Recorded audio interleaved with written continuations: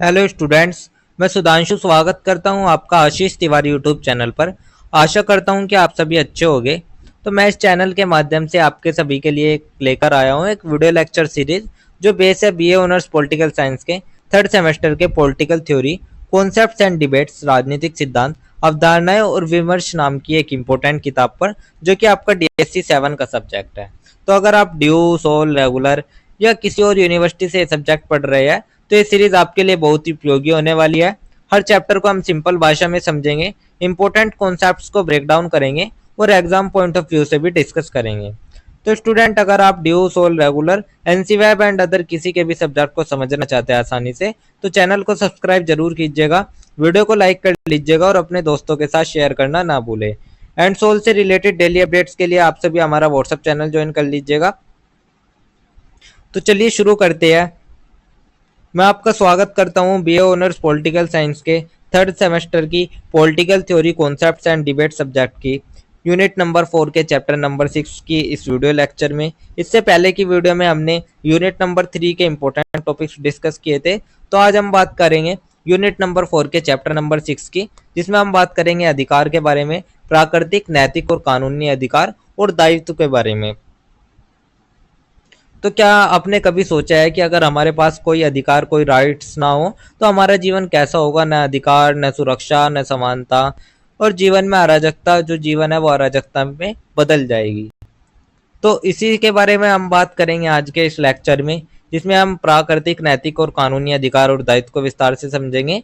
और इसमें सबसे मजेदार बात यही होगी कि इसमें जो हमारे अधिकार है उसको हम अच्छे से समझेंगे, जिससे कि जो हमारा आधुनिक जीवन है वो हमारा और अच्छा और सुलभ बन सके। तो चलिए इस चैप्टर की जो हम शुरुआत करते हैं वो हम सबसे पहले एक छोटी सी भूमिका से कर लेते हैं, जिसमें हम समझेंगे अधिकार वह शक्ति है जो व्यक्ति को समाज या कानून द्वारा दी जाती है ताकि वह अपना जीवन गरिमा के साथ जी सके। तो अधिकार हमें वही शक्तियाँ है, अधिकार हमारी वे शक्तियाँ जो हमें गरिमा के साथ जीने की अनुमति देता है। ये अधिकार स्वतंत्रता, न्याय और समानता की नींव है। तो जो अधिकार होते हैं ये स्वतंत्रता, समानता और न्याय की नींव मानी जाती है। ये प्राकृतिक, नैतिक और कानूनी रूप से मिलते हैं। तो जो अधिकार है उसके बिना जो लोकतंत्र है वो अधूरा माना जाता है। जैसे अगर जो शिक्षा का अधिकार ना होता तो गरीब बच्चे पढ़ नहीं पाएंगे और उसका जो भविष्य वो अंधकार में चला जाएगा। तो यही था हमारी एक छोटी सी भूमिका। इसके बाद जो हमारा नेक्स्ट टॉपिक आता है वो हमारा आता है अधिकारों की प्रकृति। तो अब हम अधिकारों की प्रकृति देख लेते हैं कि अधिकार की प्रकृति कैसी होती है। तो जो अधिकार है वे सार्वभौमिक है, हर व्यक्ति को मिलते हैं। अधिकार सार्वभौमिक है, इसका मतलब यही हुआ कि हर इंसान को अधिकार मिलते हैं। ये सीमित होते हैं दूसरों के अधिकार और सार्वजनिक हित को ध्यान में रखते हुए, लेकिन ये सीमित भी है, यानी जो मेरी स्वतंत्रता है वो वहीं तक है जहाँ किसी और का अधिकार शुरू होता है। तो समाज और कानून इनकी रक्षा करते हैं। तो मान लीजिए मुझे कोई गाड़ी चलाने का अधिकार है, लेकिन मुझे कानून तोड़ने का, ट्रैफिक नियम तोड़ने का अधिकार नहीं है। तो इसलिए जो ये अधिकार हैं ये सीमित होते हैं और समाज और कानून इन अधिकारों की रक्षा करता है। तो ये हमारे अधिकारों की प्रकृति हो गई। इसके बाद जो हमारा नेक्स्ट टॉपिक आता है वो हमारा आता है नकारात्मक और सकारात्मक अधिकार। तो जो हमारे अधिकार है वो हमारे दो तरह के होते हैं। सबसे पहले जो हमारा आता है वो हमारा नकारात्मक अधिकार, और जो दूसरा आता है वो हमारा आता है सकारात्मक अधिकार। तो जो नकारात्मक अधिकार होता है वो हम उसमें हमारे हस्तक्षेप से मुक्ति होती है, जैसे कि अभिव्यक्ति की स्वतंत्रता। तो नकारात्मक अधिकार में आता है हस्तक्षेप से मुक्ति हो गई, जैसे कि हमारी अभिव्यक्ति की स्वतंत्रता का अधिकार हो गया। और जो हमारा सकारात्मक का अधिकार आ गया उसमें किसी सुविधा या संसाधन की मांग होती है, जैसे कि शिक्षा का अधिकार या स्वास्थ्य का अधिकार हो गया। तो अगर किसी गांव में सरकारी स्कूल नहीं बनाएंगे तो जो सिर्फ बोलने की आज़ादी है उससे लोगों का विकास नहीं होगा, उन्हें सकारात्मक अधिकार भी चाहिए होगा। तो इसलिए जो नकारात्मक और सकारात्मक अधिकार है ये दोनों ही एक मनुष्य के लिए दोनों ही महत्वपूर्ण साबित होते हैं। तो ये थे हमारा नकारात्मक और सकारात्मक अधिकार। इसके बाद जो हमारा नेक्स्ट टॉपिक आता है वो हमारा आता है अधिकारों का औचित्य। तो अब हम समझ लेते हैं जो हमारा अधिकार का औचित्य है वो हमारा किन आधारों पर है। तो जो हमारा अधिकार का औचित्य है वो हमारा मुख्यतः तीन आधारों पर है। सबसे पहला नैतिक और दार्शनिक आधार, दूसरा सामाजिक अनुवंश सिद्धांत, और थर्ड हमारा उपयोगितावाद। तो सबसे पहले जो आता है वो हमारा आता है नैतिक और दार्शनिक आधार। मानव गरिमा, समानता, स्वतंत्रता। तो यही हमारी नैतिकता का अधिकारों का औचित्य है। फिर हमारा जो आता है वो हमारा सामाजिक अनुबंध सिद्धांत आता है। इसमें लोग अपनी कुछ शक्तियां राज्यों को देते हैं ताकि सुरक्षा मिल सके। तो लोग कुछ अधिकार राज्यों को सौंपते हैं और बदले में सुरक्षा पाते हैं। उपयोगितावाद, जिसमें अधिकतम लोगों का अधिकतम हित होगा। तो जो सबसे ज्यादा लोग हो गए उसका सबसे ज्यादा भला होगा, उसका ही हम उपयोगितावाद कहेंगे। यानी अधिकार कोई उपहार नहीं है बल्कि इंसानी गरिमा की एक जरूरत है। तो यही हमारा अधिकार का औचित्य हो गया। इसके बाद जो हमारा नेक्स्ट टॉपिक आता है वो हमारा आता है अधिकारों की परिकल्पनाएं। तो अब हम अपने अधिकारों की परिकल्पनाएं कर लेते हैं कि ये हमारे किन किन सिद्धांतों पर आधारित है। और जो अधिकार है वे हमारे तीन दृष्टिकोण के होते हैं। एक हमारा प्राकृतिक अधिकार सिद्धांत, दूसरा हमारा कानूनी अधिकार सिद्धांत, थर्ड हमारा सामाजिक सिद्धांत। तो जो प्राकृतिक अधिकार सिद्धांत होते हैं ये अधिकार हमें जन्मजात मिलते हैं। और जो कानूनी अधिकार सिद्धांत होते हैं ये हमें जो अधिकार होते हैं ये राज्य और कानून द्वारा दिए जाते हैं। और जो सामाजिक सिद्धांत के अधिकार होते हैं वे हमें ये अधिकार हमें समाज की जरूरतें और हित पर आधारित होते हैं। यानी जो अधिकार है वो सिर्फ कागज पर लिखे शब्द नहीं है बल्कि जीवन जीने की भी हमारी एक साहस है। तो ये हमारे अधिकारों की परिकल्पनाएं हो गई। इसके बाद जो हमारा नेक्स्ट टॉपिक आता है वो हमारा आता है प्राकृतिक अधिकार। तो सबसे पहले हम प्राकृतिक अधिकार समझ लेते हैं आखिर प्राकृतिक अधिकार होते क्या है। तो जो लोक है, जॉन लोक है, जैसे कि आप देख सकते हैं हमारे जॉन लोक जी है। तो जॉन लोक जी ने बताया है कि ये जन्म से मिलते हैं, जैसे जीवन, स्वतंत्रता, संपत्ति। जॉन लॉक, रूसो, जेफरसन ने इन्हें मौलिक बनाया। जॉन लॉक, रूसो और जो जॉन जेफरसन जी है उन्होंने कहा जीवन, स्वतंत्रता और संपत्ति जन्म से हमारे है। अमेरिकी स्वतंत्रता घोषणा और फ्रांसीसी क्रांति में इन्हें स्थान मिला। तो जब अमेरिकी स्वतंत्रता घोषणा हुई और फ्रांसीसी क्रांति हुई तब इनको प्रमुखता मिली। जैसे कोई इंसान जन्म से ही जीने का अधिकार रखता है तो इसे कोई छीन नहीं सकता। तो यही हमारा प्राकृतिक अधिकार हो गया। इसके बाद जो नेक्स्ट टॉपिक आता है वो हमारा आता है प्राकृतिक अधिकारों की आलोचना। तो जो हमारे प्राकृतिक अधिकार है इनकी भी कुछ आलोचना की गई है। तो उन आलोचनाओं को देख लेते हैं। लेकिन सवाल यही उठता है कि क्या हर संस्कृति में अधिकारों का मतलब एक जैसा है। तो आलोचना का कहना है कि यह विचार, यह सिद्धांत आदर्शवादी और अमल में कठिन माने जाते हैं। अलग अलग संस्कृतियों में अधिकारों की परिभाषा अलग हो सकती है। केवल लिखित कानून से ये अधिकार सुरक्षित रह सकते हैं। तो आलोचक जो है वे कहते हैं कि ये जो विचार है ये आदर्शवादी है और बिना लिखित कानून के सुरक्षित ये नहीं रह सकते।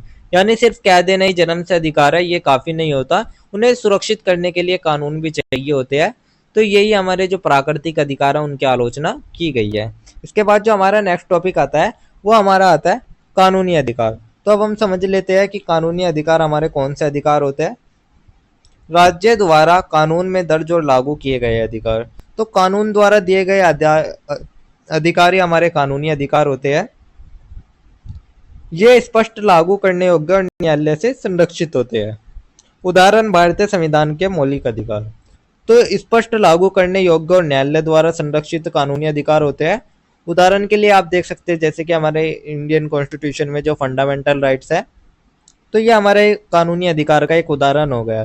जैसे कोई भी आपके बोलने की स्वतंत्रता छीने तो आप उसमें कोर्ट जा सकते हैं। तो यही हमारा कानूनी अधिकार हो जाता है। इसके बाद जो हमारा नेक्स्ट टॉपिक आता है हम कानूनी अधिकार की भी आलोचना देख लेते हैं कि जो कानूनी अधिकार है उसकी किस तरीके से आलोचना की गई है। यह अधिकार राज्य की इच्छा पर निर्भर करते हैं। अगर कानून अन्यायपूर्ण हो तो अधिकार भी सीमित हो सकते हैं। लेकिन समस्या यही है हमारे सामने कि जो ये अधिकार हैं ये राज्य की इच्छा पर निर्भर करते हैं। अगर सरकार अन्यायपूर्ण हो तो कानून भी अन्यायपूर्ण हो सकता है। जैसे कि तानाशाही में जो कानून होता है लेकिन उसमें न्याय नहीं होता। तो यही हमारे कानूनी अधिकार की आलोचना की गई है। इसके बाद जो हमारा नेक्स्ट टॉपिक आता है वो हमारा आता है नैतिक अधिकार। तो अब हमारा नैतिक अधिकार समझ लेते हैं कि जो हमारा नैतिक अधिकार होता है वो हमारा क्या होता है। नैतिकता और सामाजिक स्वीकृति पर आधारित। तो जो नैतिक अधिकार होता है वो समाज की मान्यता और मूल्यों पर आधारित होता है। कानूनी रूप से लागू न हो लेकिन समाज इन्हें मान्यता देता है। तो ये जो कानून होते हैं, ये जो अधिकार होते हैं कानून में लिखे न भी न हो तो लोग इन्हें मानते हैं। जैसे कि माता पिता का सम्मान, पर्यावरण की रक्षा। तो ये सभी हमारे जो नैतिक अधिकार है उनको माना जाता है। कानून नहीं भी कहेगा तो भी हमारी ये जिम्मेदारी होती है। तो यही हमारे नैतिक अधिकार हो गए। उसके बाद जो हमारा नेक्स्ट टॉपिक आता है वो हमारा आता है अधिकार और दायित्व। तो अब समझ लेते हैं हम अधिकार व दायित्व क्या है। तो ये दोनों ही जो अधिकार और दायित्व है ये दोनों ही एक दूसरे से जुड़े हुए हैं। हर अधिकार के साथ एक संबंधित दायित्व होता है, जैसे अभिव्यक्ति की स्वतंत्रता के साथ दूसरों की गरिमा का सम्मान करने का दायित्व। तो जो हर अधिकार है वो एक दायित्व के साथ जुड़ा होता है।